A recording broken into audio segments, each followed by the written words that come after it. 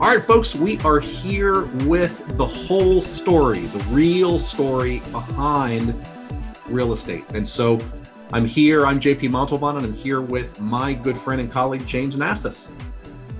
Hello, everyone. So, and we're here to just share with you some quick topics that are happening in real estate right now. And so, James, the first one that we were talking about related to mortgage interest rates and the increase of mortgage interest rates over the last year or so, because they've really hit a new high.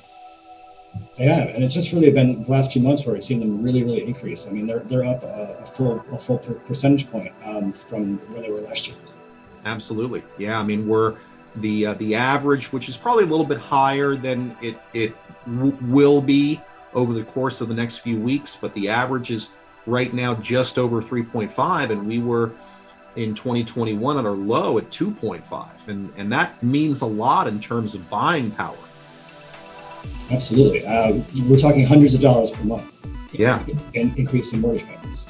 Yeah. I mean, if you're buying a $500,000 home at that 2.5%, you were at, just over $1,800 per month, yeah. Right? And now at this new interest rate, you're over $2,000. Over $2,000 and getting close to $2,100. Exactly. So we're talking $300 per month, and that's substantial. Yeah.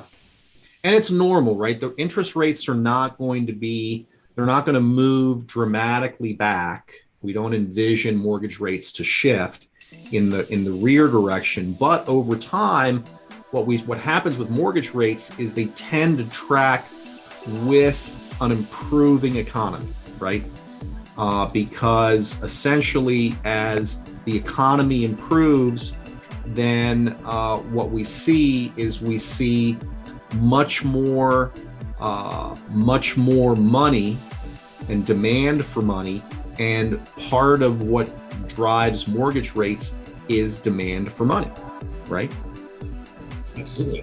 And it's important to note that mortgage rates don't increase or decrease in any sort of linear fashion. They will go up and down, and they will trend in one direction. And we're seeing the trend upwards now. But there will be some weeks where they are lower than they were the previous week, and some months where they are lower than they were the previous month. But the trend is that they will continue to increase throughout the year. Absolutely. And the ranges that we've been seeing have been, the predictions for end of year have been between 3.5% and 4%. And that's what we were looking at in December. So it's really, it's quite something to see them already at 3.5% or just over 3.5%.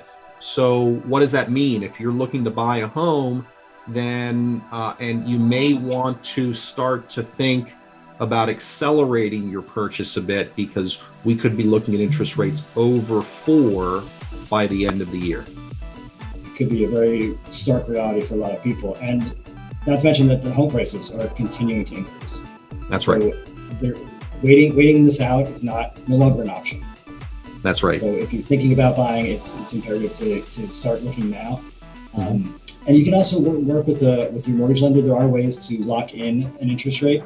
You can buy points today that will lock in your interest rate for 3, 6, 12 months even. So that's a good way to just to lock in your rate and know exactly how much you'll be paying come the time that you're ready to buy. Absolutely. I mean, then that's a great point, James, in that, there are strategies for managing this if you're not quite ready. So talk to a great lender, and that's someone, if you want to post in the chat as you're listening to this, if you need a great lender referral recommendation, we have lenders that we can refer to you that do a great job. Don't necessarily jump out to an internet lender, right, James? Because we've had some problems with those guys. Yes, and the rates may be attractive online, but once you get try to get them to the settlement table, it's a whole different ballgame.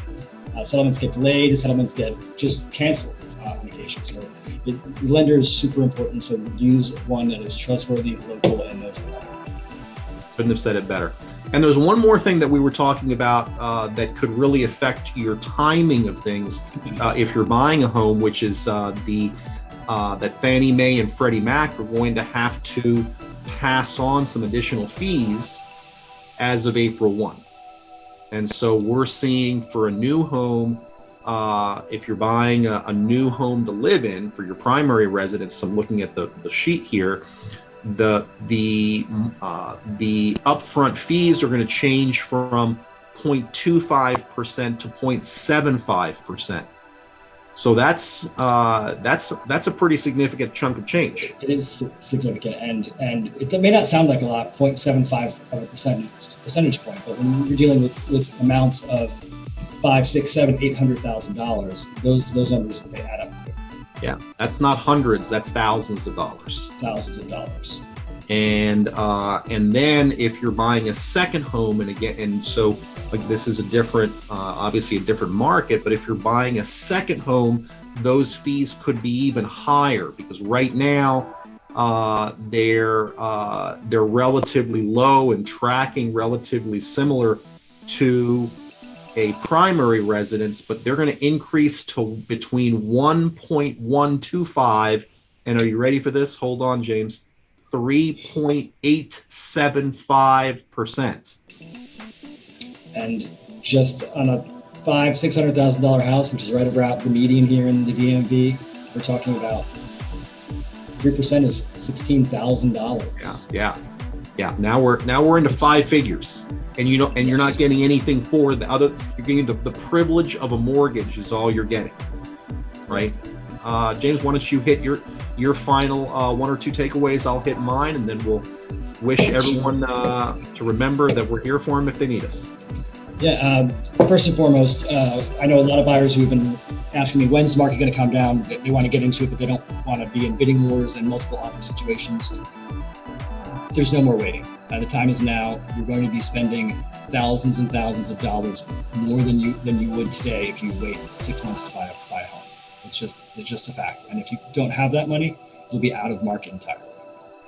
Absolutely, and I couldn't agree more. And I would add to that what you said earlier, which is the price of homes going up just adds to the cost. We don't see our team, we've been talking about when would the next market shift potentially be. We don't see a market shift until at the earliest 2025. And here in the DMV, we're in a very stable area, right? Washington, D.C., we don't see many years, in fact, almost no years where home prices go down. So if you're waiting for that bubble, that correction, don't hold your breath. Nope, DC is not a bubble. All right. Well, thanks for tuning in, folks. Again, this is The Whole Story. And for James Nassis, I am J.P. Montalban, and we will see you next time. All right. Thanks, JP. Take care, guys.